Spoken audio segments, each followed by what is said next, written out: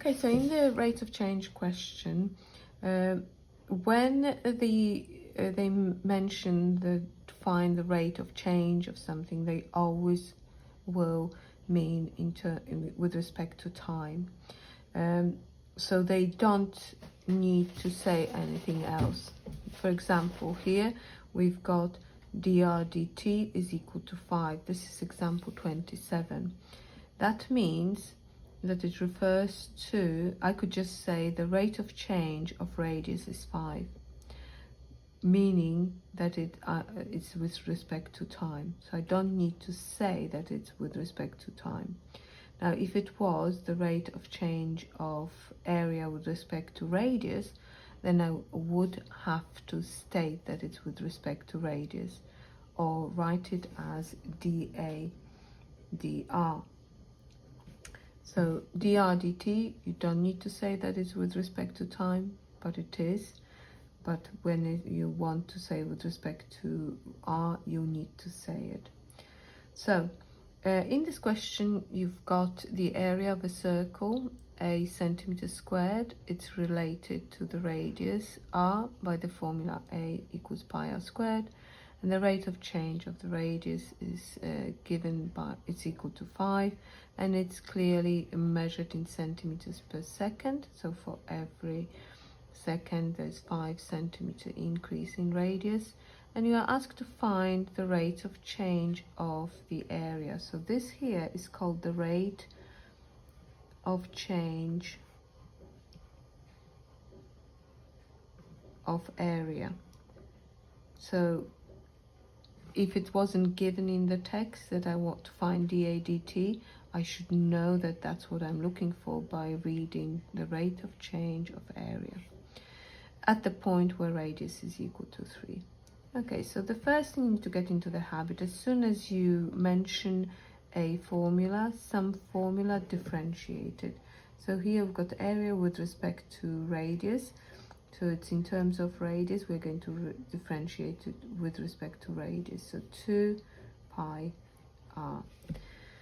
Okay, so the second thing I do, I write down what I'm looking for. So dA dt, and create the change. So it starts with dA, finishes with dt. It's going to be combined by multiplying, and here I need to put together the other variable that's mentioned in the question, and that happens to be radius. So it's dr and dr. And if I look very carefully, I have got dA dr because I've differentiated 2 pi r. And then I've got dr dt, that's given to be 5. They have to give you dr dt because you won't be able to get it yourself by differentiating the formula. So it's 10 pi r, but you are asked to find the value of that when r is equal to 3. So that gives me 30 pi. So the units would be centimeters squared per second. So this is how fast, sorry, that should be 30. How fast the area is growing per each second. Okay, in example 28, we have the volume of a hemisphere is given as v, so straight away write it down, and it's related to its radius r by the formula 2/3 pi r cubed. Now I'm reading on, but straight away I'm going to differentiate it because I'm already getting some marks for that. So hopefully 2/3 times 3 pi r cubed, so that cancels, so that's 2 pi r squared. I forgot to take one off the power. And the total surface area is given by the formula S is equal to pi r squared plus 2 pi r squared. So that's given by 3 pi r squared. Again, I can straight away differentiate this. So might not use both of these, but who knows, might be worth doing it. So these are the two differentials. Now, given that the rate of increase of volume, now the rate of increase of volume means dV dt, They don't say with respect to time, they don't have to.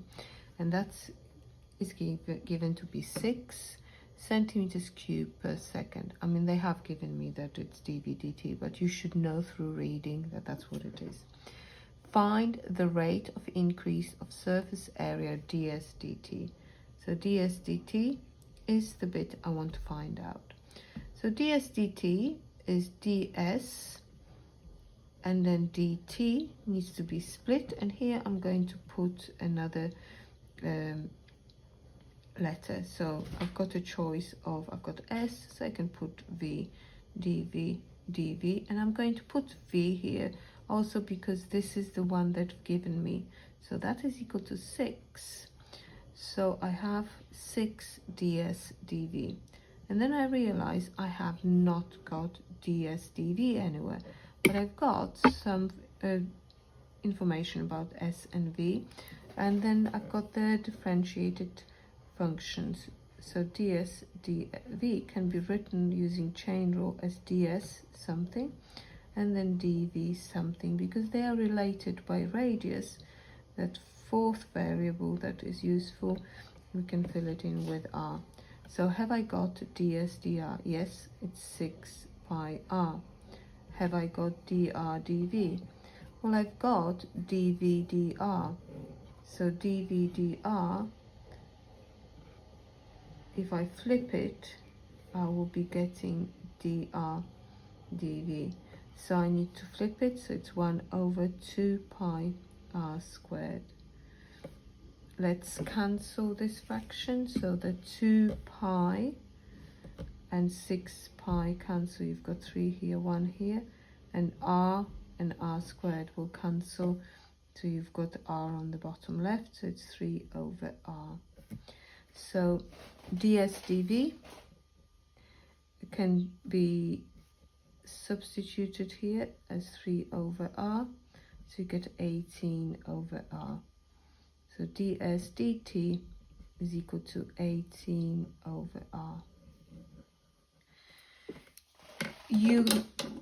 If you spotted this a little bit earlier, you could have here written ds dt as a triple chain rule. So you could have split ds dv, write it as ds dr, and then dr dt, and then follow it by dt.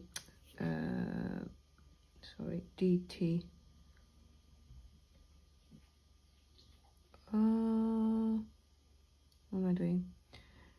The wrong letter. There you go, that makes sense. There you go.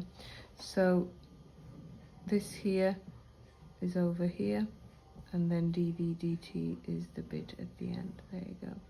So you could have had that triple chain rule straight away, but I prefer to split it into 2 parts. Okay, so going to 29. Here we have an example that leads to a differential equation, which we are going to be coming back to in the integration chapter and solving that equation. So you'll notice some of the examples and questions in the exercise that follow. You will come back to those in that chapter. So in the decay, I think it's of radioactive particles, the rate at which particles decay is proportional to the number of particles remaining. So they mention the word rate at which particles decay is proportional to the number of particles remaining. So the number of particles, let's call it n.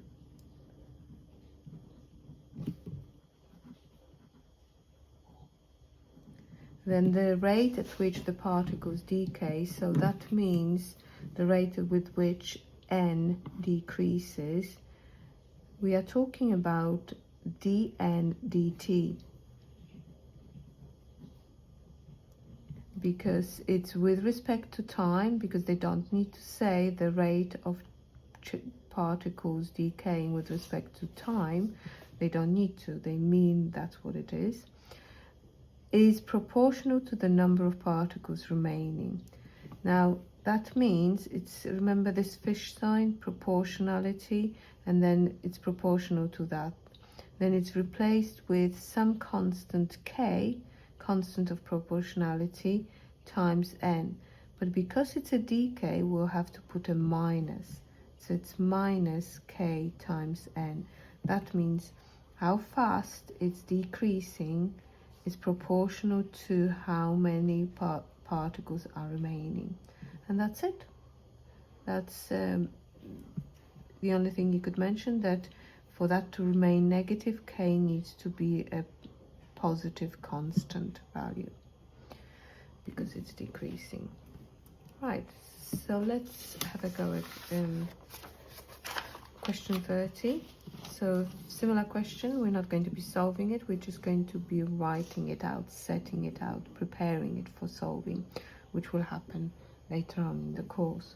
So Newton's law of cooling states that the rate of loss, so again loss means minus, and the rate of loss, so something dt of temperature, okay, so temperature of a body is proportional to the excess temperature of the body over its surroundings. We need to decide on the letter for temperature. So temperature is normally either theta or capital T. I'm going to use capital T here. And the rate of loss of temperature, so the rate of change of temperature, we're going to call it dt and dt. Oh, that's unfortunate that I've used both t's, but never mind. Is proportional to the excess. So first of all, it's a loss, so we'll have put minus. Now, excess temperature of the body over its surrounding. That means the difference between the temperature of the body and outside. So the difference between my temperature, for example, and the outside temperature. So if I want to write down that difference, I'll be writing it down as, so let's say this excess temperature of the body over its surroundings. So I'll be writing it down as temperature of the body, it could be maybe, minus the temperature of the surrounding. But the T actually, I don't need that B because T is the temperature of a body, and TS is going to be temperature of surrounding.